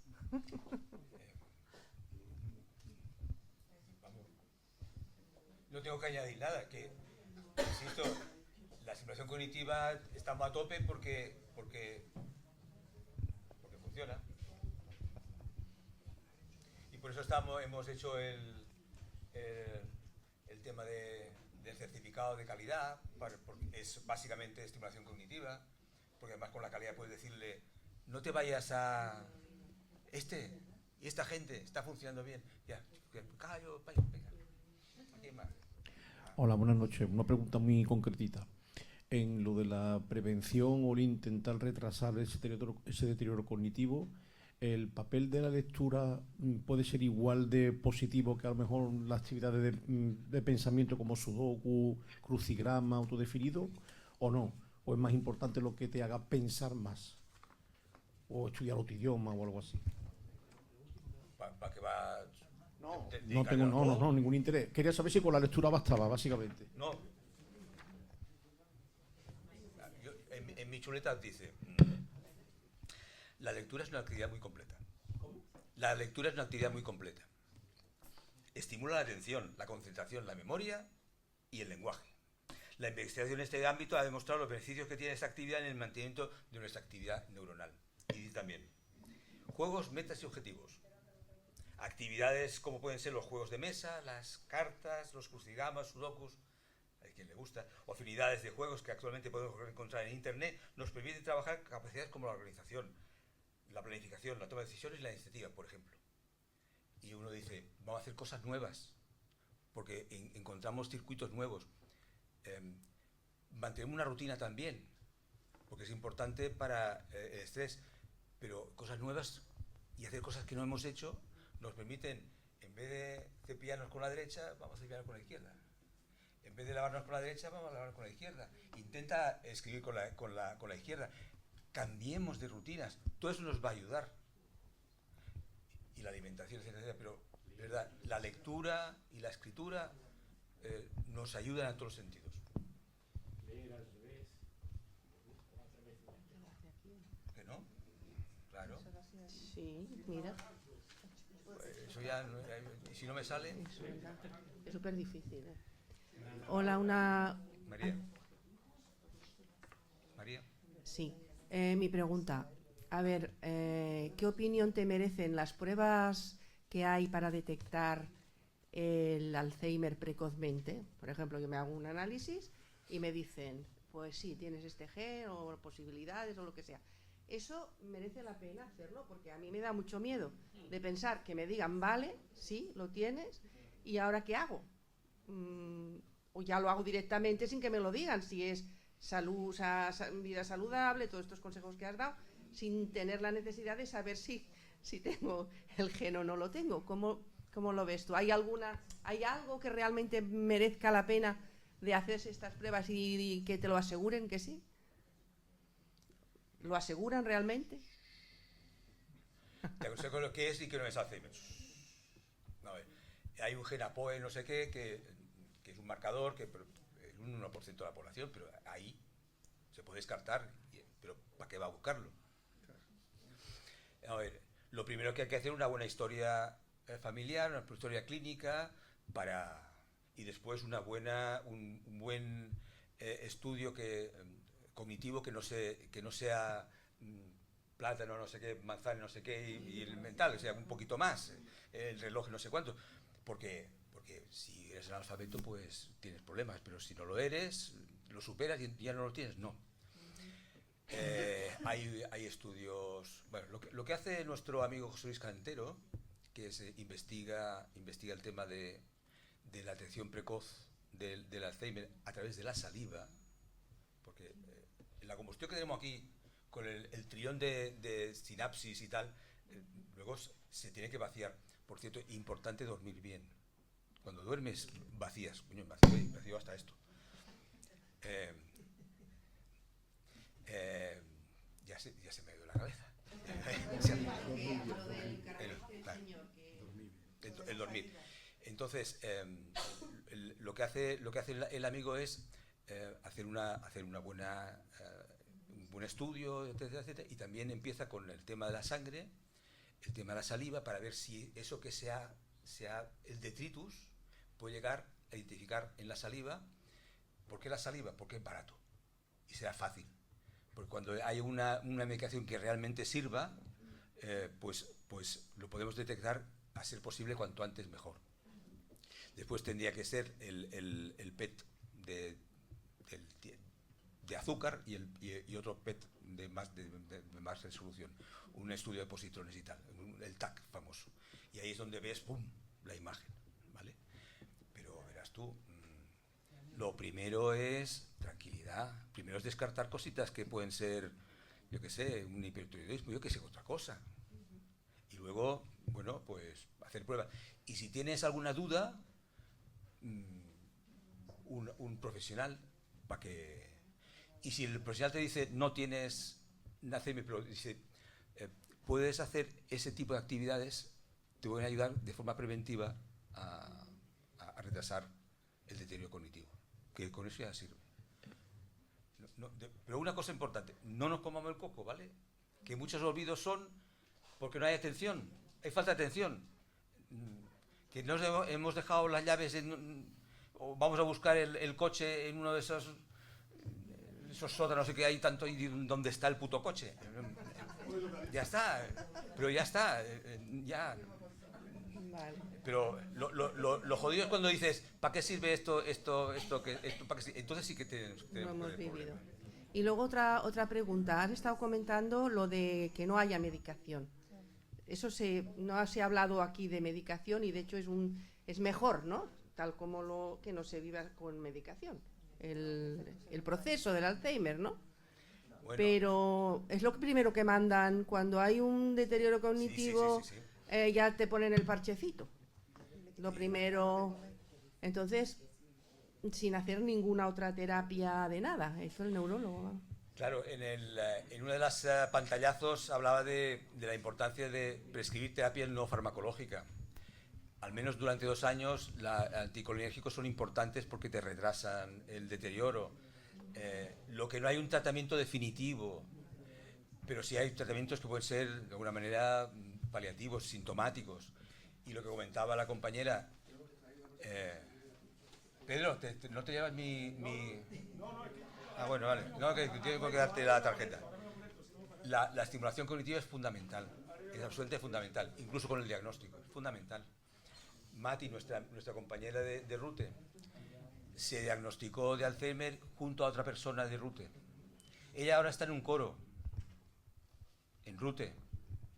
La compañera de que le diagnosticaron el mismo día, ahora está que casi no camina, porque lo encerraron en casa. Entonces se bloquea. A ver, ¿por qué decimos que la gente con Alzheimer ha sido una de las principales víctimas de la pandemia? Porque dejamos a la gente encerrada. Es importante la rutina, pero es importante hacer cosas nuevas. Y los cerramos, y además no entendían lo que se decía. Pues así fue horrible, ¿no? Hay que darle una vuelta a calcetina a esta sociedad y a la mirada que tienen ante patologías como esta, o ante qué tipo de sociedades son las que queremos.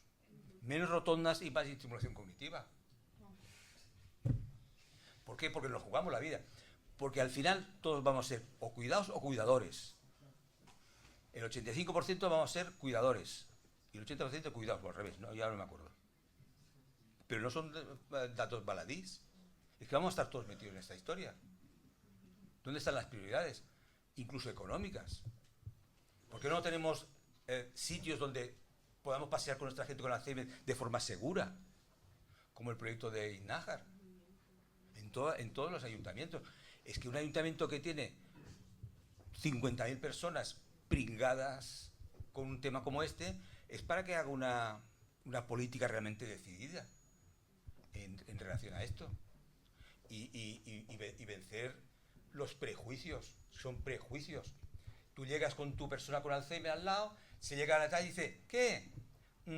¿Me conoces? No te conoce. Ah, pues si no me conoce no hago nada y se retiran. ¿Esto qué es? ¿Qué tipo de sociedad es la que queremos montar?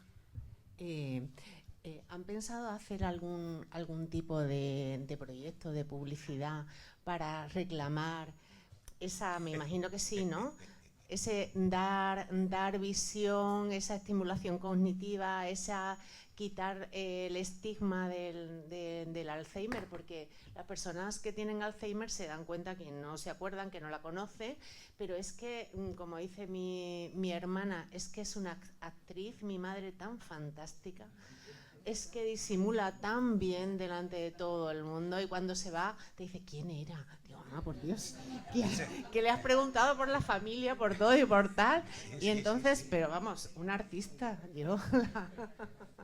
Pero me encantaría que bueno, estoy pidiendo a lo mejor lo que solamente hago a nivel personal, pero que tuviera esa repercusión, ¿no? Y que si tenéis ese peso. María, que responda María. Que conteste María, hombre. Llevamos pues 30 años, pues yo llevo 14 años aquí y desde el principio de desestigmatización, sensibilización, normalizar, en lo que trabajamos en todos los proyectos, en los que trabajamos va una parte dedicada a esa área, pero cuesta, evidentemente cuesta, pero es nuestro trabajo siempre, en cualquier proyecto, va a ese área. Incluso en el certificado, en las asociaciones, una de las labores que, en cuanto a lo importante de las asociaciones, cada vez que se acerca alguien a recibir información, ellos lo primero que hacen es desestigmatizar y sensibilizar y quitarle importancia y que vean que bueno, que es una enfermedad, que tenemos recursos, que puede hacer, y es la labor diaria. O sea que no lo olvidamos.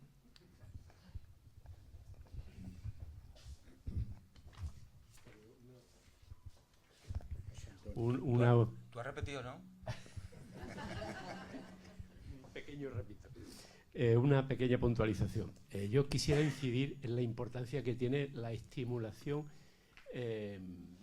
deportiva, quiero decir, el ejercicio físico. Lo importante que es la neurogénesis que produce un ejercicio, sea con pesitas, sea corriendo, sea en bicicleta, sea como sea. Pero compensar un poco esa sarcopenia que se va produciendo a partir de los 40, 50, con ejercicio, genera una neurogénesis que facilita la regeneración, o por lo menos retrasa el deterioro de esos problemas. Bueno, solo eso. No. Muchas gracias. No, la actividad física es fundamental.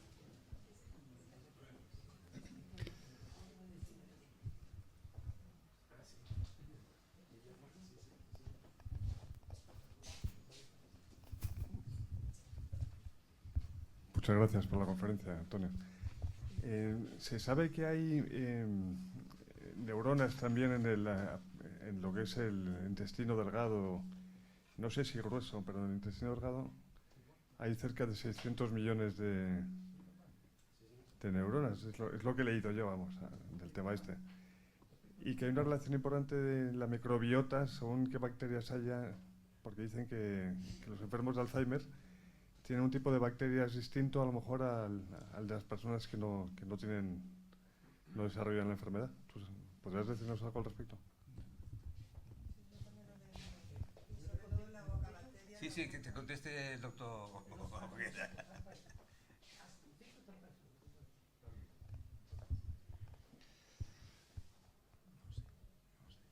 Bueno, yo tengo varias cosas que decir. Primero, muchas gracias por la charla y por la actuación que tenéis con la asociación.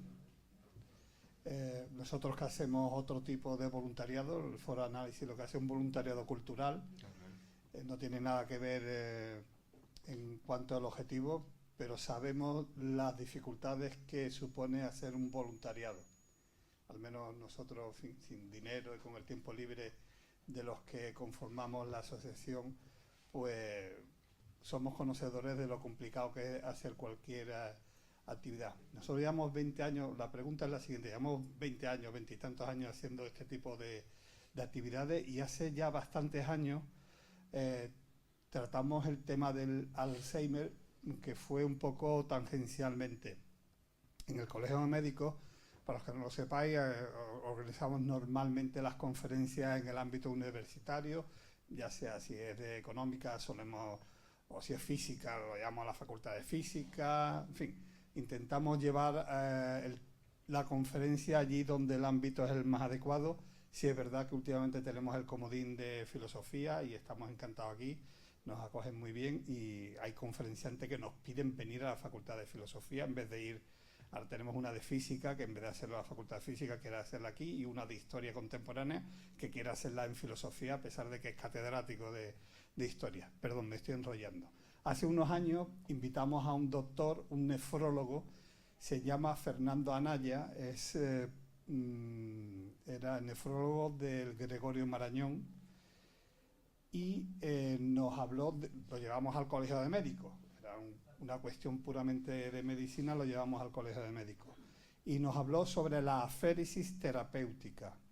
Este señor lo que hacía era limpiar la sangre en enfermos que tenían problemas era de grasa, ¿vale? Pero problemas graves, no el colesterol que yo puedo tener o podemos tener aquí todos, sino eran pacientes que requerían una limpieza de sangre porque su vida estaba en riesgo, ¿vale? No es como... Pasa. Entonces, hablando de la aféresis y de los beneficios colaterales que encontraban, más allá de mantener las grasas en las cantidades adecuadas, eran que por una mera cuestión estadística habían comprobado que entre sus pacientes no había Alzheimer. Incluso habían comprobado que habían conseguido revertir ligeramente, no curar, el Alzheimer en algún enfermo. No recuerdo, este señor era uno de los casos que le revirtieron, fue un periodista famoso, era de televisión. No, Anaya era el doctor Rafa, ¿cómo se llamaba este hombre? Era un periodista que muy famoso porque salía en televisión español. En fin, era muy famoso. Y este señor, paciente de Alzheimer, se puso en manos del doctor Anaya, no por problemas de aféresis o problemas de colesterol o de grasa, sino para la cuestión del Alzheimer. Y estaba en nuestra conferencia aquí en Sevilla, porque era un seguidor de Anaya. Allí donde Anaya iba a dar una conferencia, como el Juli llevaba o Morante lleva a los seguidores de Morante allí donde va a torear, el doctor Anaya traía sus acólitos. Entonces, lo que me sorprende es que aquello que era una tesis un poquito embrionaria, porque era algo relativamente, lo sostenía como una tesis incipiente, que después de 6, 7, 8 años no hemos vuelto a oír nada de esto. Y no lo han nombrado y no sé si existe algún estudio al respecto. Y no solamente era en los que él trataba por los problemas de colesterol. Él sostenía que incluso en los que estaban en diálisis no había Alzheimer. La teoría era que al limpiar la sangre, pues limpiaba de la basura que podamos tener circulando y que se puede depositar en el cerebro, que era lo que podía generar todas las disrupciones neuronales que has podido explicar tú estupendamente. Está en YouTube, tenemos un canal YouTube y está la conferencia, se puede, vamos, que es fácil de encontrar, ¿no? Ponéis YouTube Foro Análisis y ahí tenemos un montón de conferencias y una es la de aféresis terapéutica por el doctor Anaya. Estoy contando estoy resumiendo en 30 segundos la tesis de aquel doctor nefrólogo. ¿No te suena de nada lo que he dicho? No, yo creo que... Vamos, yo no me he planteado una intervención académica. Habéis visto, lo que he hecho ha sido una intervención de divulgación y de compromiso. Pero sí hay muchas líneas de investigación que, si queréis, valdría la pena sentarse y hacer una pero correlación. ¿Te suena? Porque es que me parecía aquello tan potente y además tenía mucho sentido, tal como nos lo contó, tenía mucho sentido. Es como la sangre o el cerebro es como el depósito de... Porque como no sabemos cuál es el origen de por qué se acumulan las células, la proteína beta amiloide y las células tau, y hay quien se pregunta, ¿y la glía? ¿Qué papel juega la glía? Digo, no, por Dios, no me... ¿La qué? La glía es otra cosa que no se ha estudiado suficiente, es como algo así como la argamasa, como el parénquima de tal. Claro, es que lo bueno de los investigadores es que tienen que ser así, es que se tienen que hacer las preguntas oportunas para luego intentar encontrar las soluciones. Hay muchas líneas. Sobre eso yo te diría, ¿por qué no en Andalucía no tenemos un banco de cerebros que puede investigar? Como Alois Alzheimer hizo con su mujer, esa mujer que hizo un seguimiento y tenía 53 años. ¿Y por qué no esas historias no se difunden para poder hacer investigaciones las que a lo mejor fracasamos, pero en algún momento encontraremos vías de solución? Pero por lo mismo te puedo decir, ¿tú sabes que no hay Alzheimer en Cádiz? Sí, hay Alzheimer en Cádiz. ¿De la gente que se dedica al carnaval? Porque la relación, se memorizan las cosas. Bueno, eso... Ya me has fastidiado el...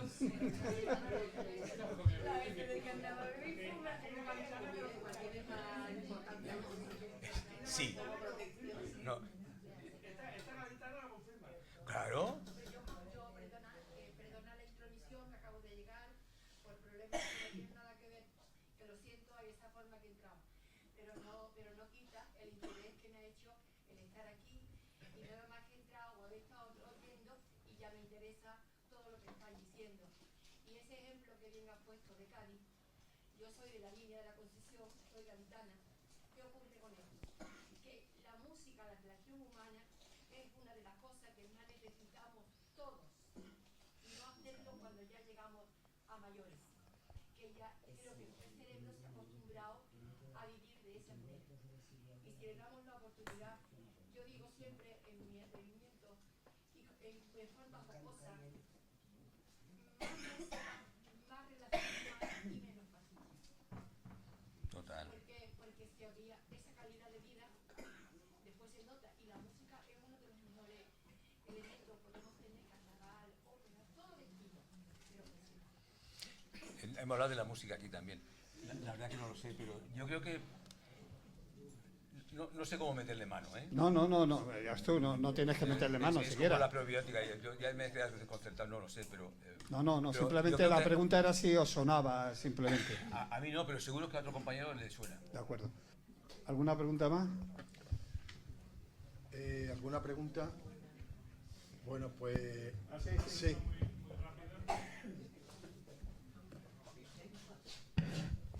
De nuevo, muchas gracias por la conferencia. Ha sido muy esclarecedora en muchas cuestiones que teníamos dudas.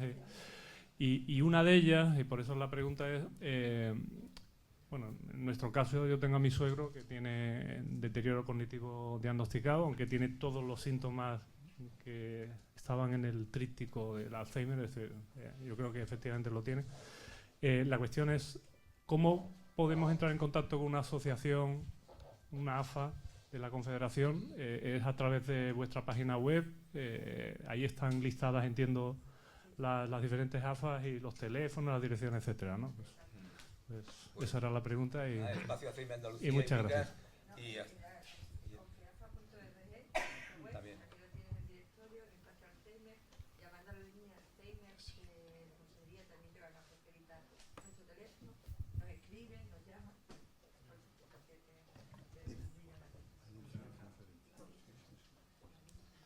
En la medida de nuestras posibilidades os vamos a dar difusión para que llegue a todo el que pueda, pues lo que hacéis también, que creo que merece la pena, ¿vale? Bueno, si no tenemos ninguna pregunta más, antes de finalizar esta sesión, quiero comunicaros la próxima conferencia será el 23 de enero, en este mismo espacio, a esta hora aproximadamente, o media hora antes, ya veremos. No, era creo que a las 7. A las 7. Y la conferencia será impartida por el doctor Nicolás Olea, que es la segunda intervención que hará en poco tiempo, y como una continuación de la primera conferencia que nos hizo ya hará un año, sobre disruptores endocrinos, y en este caso hablará sobre cosméticos y textiles, que era la parte que le quedaba de cuando nos habló de los disruptores endocrinos, principalmente de los plásticos, ¿no? Y nada más, muchas gracias. Gracias, Antonio, por... No, yo quería agradecer a Foro la invitación y además como me lo he pasado muy bien.